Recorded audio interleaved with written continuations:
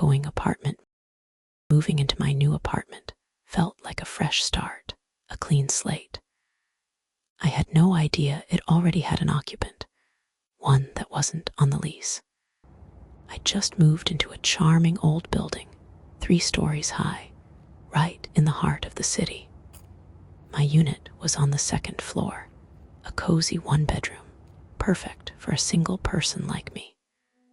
The high ceilings and tall windows gave it a vintage appeal, a real sense of history. Everything felt quiet, peaceful, exactly what I'd been looking for after my last noisy place. The silence was almost palpable, a comforting blanket after the constant city hum I was used to. I spent the first few days unpacking, enjoying the calm. Then, late one evening, a faint thud echoed from directly above my ceiling. It wasn't sharp, but a dull, heavy impact that seemed to settle in the floorboards of my new apartment. I figured it was just the upstairs neighbor, maybe dropping something or moving furniture. It was irritating, but I tried to ignore it. The building was old, after all. The thuds became more regular after that first night. They were rhythmic almost, like something heavy being dragged across an uncarpeted floor, then dropped. Drag, pause, drop. It was slow, deliberate, a sound that began to burrow under my skin. Sometimes, between the thuds, I'd hear faint whispers. They were too indistinct to make out, just a low murmur, but definitely human sounding. One night, I was reading in bed, the silence of my room punctuated only by the turning of a page. Then I heard it again. My own name, soft and drawn out, whispered directly above my head. It wasn't a trick of the acoustics. My heart jumped, a cold knot forming in my stomach.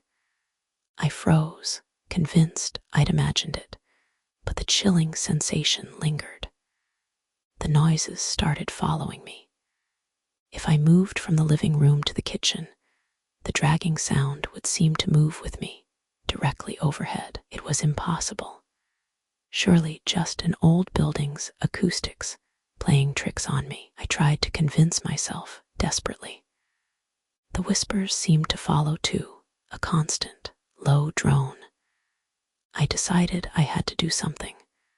I needed to introduce myself to the upstairs neighbor and maybe politely mention the noise. I walked up the creaking stairs, the wood groaning under my weight. Apartment 3A. I stood before the door. It was old, chipped paint peeling away, and looked like it hadn't been opened in years. The brass knob was tarnished, covered in dust and cobwebs. There was no name on the mailbox, no sign of life at all. I called the landlord, confused, my voice trembling slightly. He sounded surprised by my question. Apartment 3A, he asked, a slight pause. He then informed me it had been empty for over a decade. He said it was structurally unsound, closed off, not even listed for rent. My blood ran cold hearing that. The line went silent, but my ears were ringing with the sound of his words. There was no one up there. The noises became incessant after that, no longer just at night. It sounded like something truly heavy was up there, struggling, dragging itself across the floor with agonizing slowness.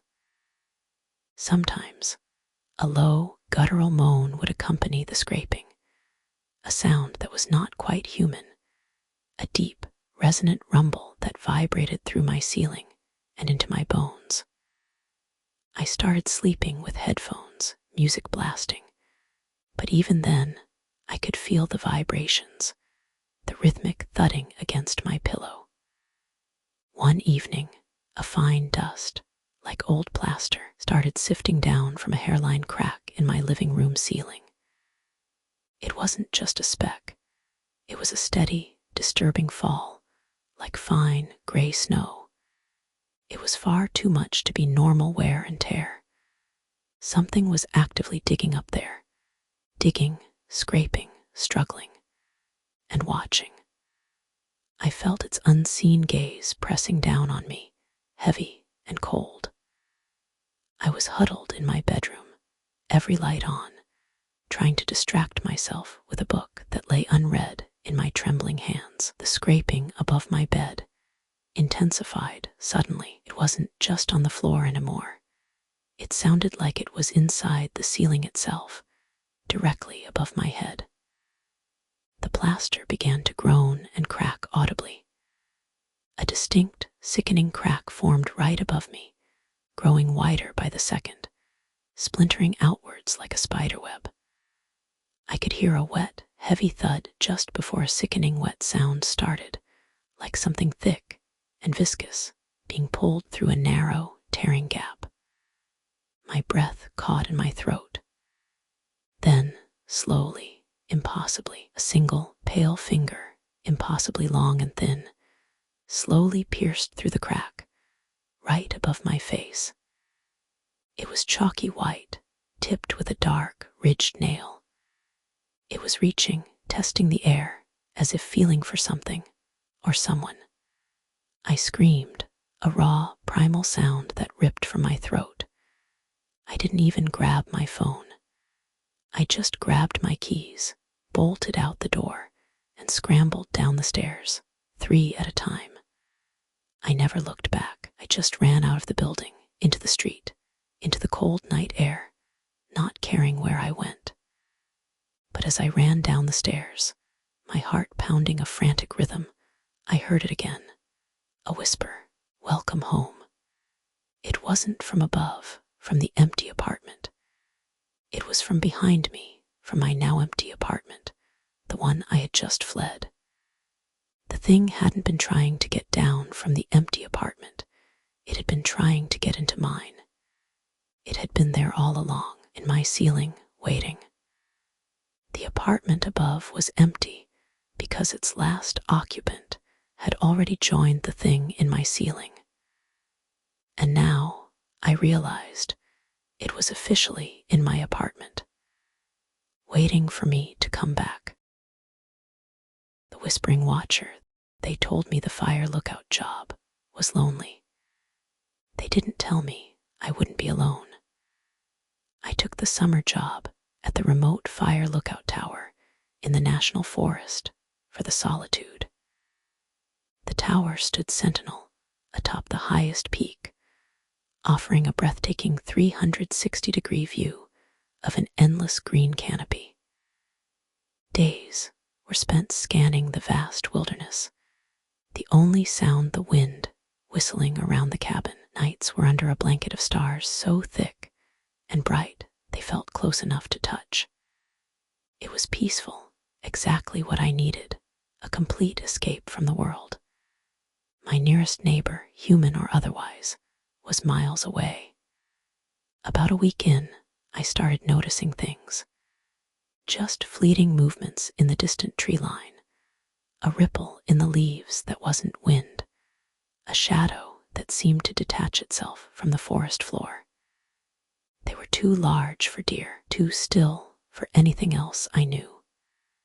I'd chalk it up to tricks of light, or maybe bears, trying to rationalize what my eyes were telling me. The feeling of being watched became constant, a low hum of unease beneath the peaceful surface. Every time I looked out, I felt eyes on me, even when nothing was there but trees.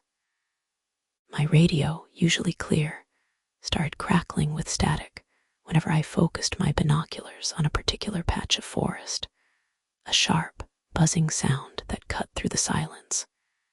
It was unnerving, like the forest was trying to speak or warn me. One evening, as the sun dipped below the horizon, painting the sky in fiery oranges and purples, I saw a faint flicker of orange light deep within the woods, far off trail. It looked exactly like a small campfire, but I knew no one was supposed to be out there. No one. The next morning, the campfire was gone, leaving no trace, but the feeling of being watched intensified. It pressed in on me, heavy and cold. I started seeing shadows that moved against the grain of the wind, figures that seemed to materialize and then disappear just beyond the reach of my binoculars. They were tall, gaunt, and always just out of focus, like a mirage. They never seemed to move, but they were never in the same place twice. I found a small, intricately carved wooden bird on my doorstep one morning, sitting perfectly on the rough planks. It wasn't something I had ever seen before or carved myself. It felt cold to the touch, and its small, dark eyes seemed to follow me as I carried it inside. A silent, unsettling sentinel. Radio went completely dead that afternoon. Not just static, but a heavy, crushing silence. I fiddled with the knobs, checked the antenna, but nothing. Panic started to set in, cold and sharp. I was miles from anywhere, and now my only link to the outside world was severed. The figures in the woods, the ones I couldn't quite see clearly, seemed bolder now, closer. Their presence was almost palpable, a silent pressure. Then I saw them, not shadows, not tricks of light, gaunt, silent figures standing perfectly still among the trees, maybe a quarter mile away, their impossible height stark against the green backdrop. They wore dark, tattered clothing that seemed to absorb the light, and their faces were obscured by deep shadows, but I could feel their gaze. They didn't move, didn't twitch, just watched the tower, watched me. It was like they were carved from the very forest itself. One night, as a thick fog rolled in, a suffocating blanket that swallowed the trees, I heard a faint, guttural whisper just below the tower.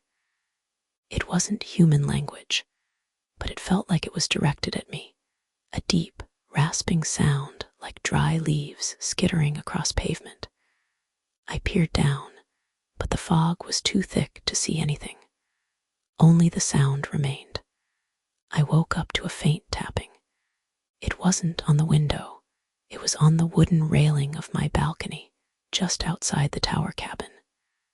Tap, pause, tap. It was slow, deliberate, like someone gently knocking.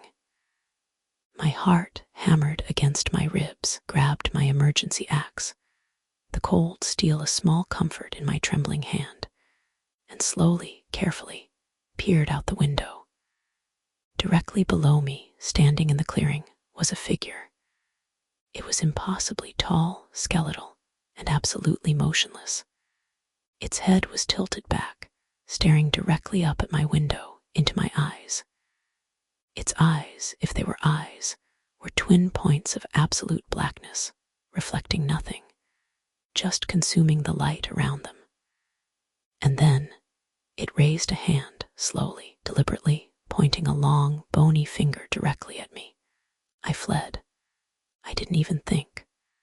I scrambled down the tower's metal steps, the axe still clutched in my hand, not even bothering to pack a single thing.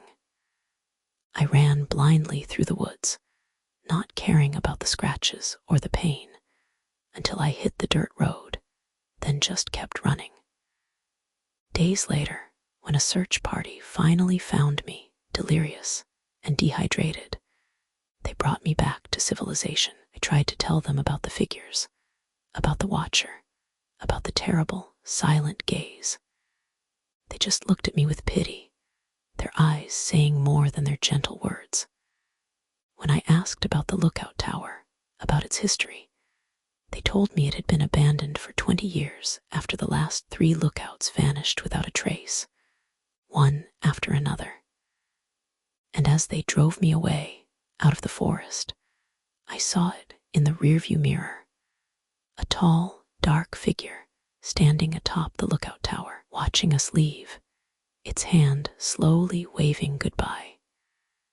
I realized then I wasn't the first. I was just the latest to join the silent watchers of the forest, the figure on the tower. That was the last lookout. The uninvited driver for my car has always been my sanctuary, my escape, until it became my prison, with a passenger I never invited. I was on a long solo road trip, a much-needed break from everything. Miles of open highway stretched ahead, baking under the relentless sun. Classic rock blared on the radio, windows down, the wind rushing past.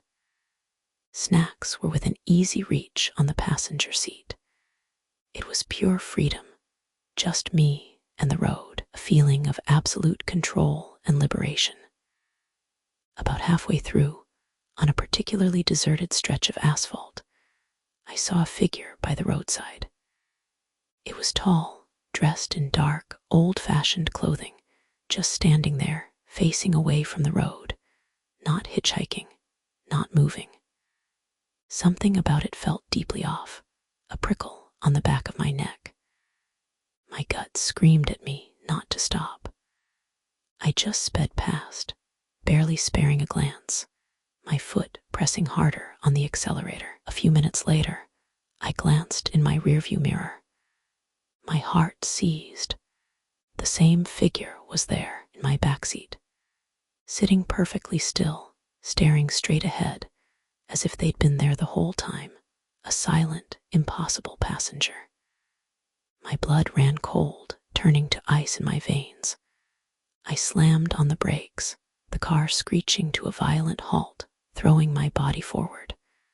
I whipped my head around, fear a choking knot in my throat. The back seat was empty, just my jacket on the seat, exactly where I'd left it. I must be overtired, imagining things. A trick of the light, a hallucination. I started driving again, my hands clammy, my grip on the steering wheel white-knuckled. I kept checking the mirror, then the back seat. Nothing.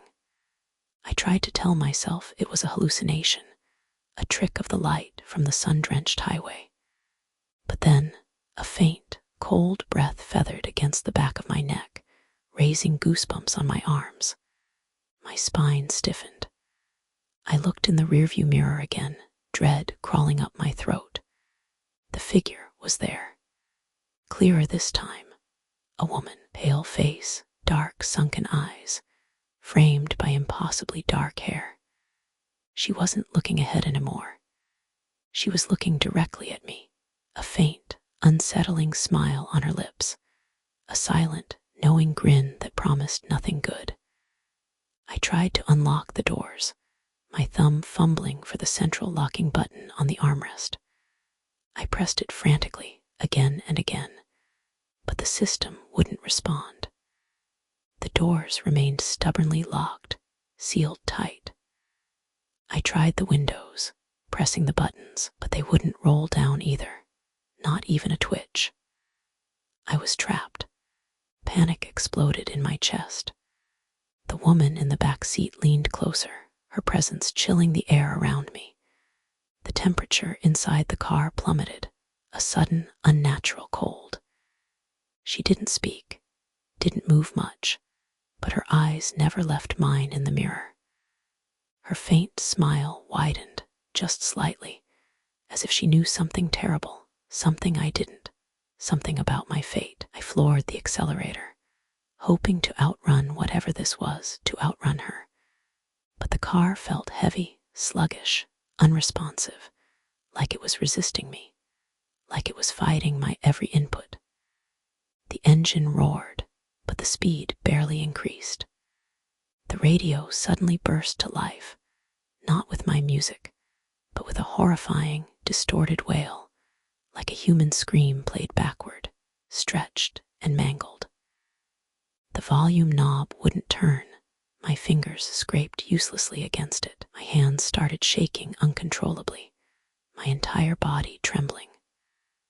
The woman in the mirror slowly raised a hand, her fingers long and skeletal, bone-white. She pointed to the road ahead. I looked forward, heart pounding like a frantic drum against my ribs. The road ahead was gone. Instead, There was just an endless, swirling void, black and consuming, stretching out to the horizon. It wasn't a trick of the eye. The asphalt simply ended, replaced by nothingness. And then I felt a gentle pressure on my shoulder. It wasn't the woman's hand. I could feel its distinct coldness. It was an impossibly strong grip from behind, pulling me back, forcing my head against the headrest. The rearview mirror shifted, twisting slightly, and I saw a reflection not of me, but of her in the driver's seat, her pale, bony hands on the steering wheel, her sunken eyes fixed on the void. I screamed, but no sound came out, my throat constricted by absolute terror. My body felt numb, distant, as if I were a mere observer. I could only watch as my hands, no longer my own, slowly released the steering wheel. The car swerved, accelerating towards the void, a silent, unstoppable projectile. The woman in the driver's seat turned, her sunken eyes now full of a cold, ancient triumph. "My turn to drive," she whispered, her voice like dry leaves skittering across pavement, brittle and cold. I wasn't just a passenger. I was now part of the car, another silent entity she had collected, forced to watch as she drove the next unsuspecting soul down the same stretch of road, waiting for her turn behind the wheel. The car had never truly been mine. It was hers, and I was just its newest ornament.